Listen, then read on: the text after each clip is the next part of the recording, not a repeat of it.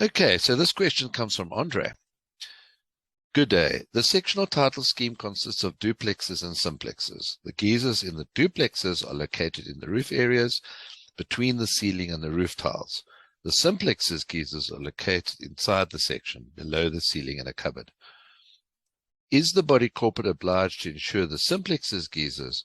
If not, what are the ramifications with regard to the insurance levy? Okay, so the policy will cover the geysers as part of the building. Okay, that means any part of the building is covered in terms of normal perils, fire, storm, earthquake, and so on. Okay, so that's your normal coverage, but it does not include maintenance, wear and tear, replacement of old kaput geysers and that. For that, the insurance company will add an extra maintenance section or a geyser section.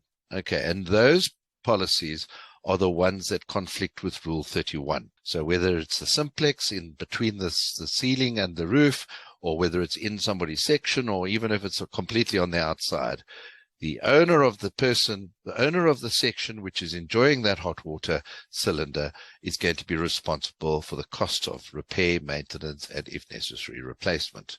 These policies, however, cover it, and therefore you have to apply it fairly. So you wouldn't be doing a fair thing if you removed some and not the other. So I've answered the question in a slightly different way.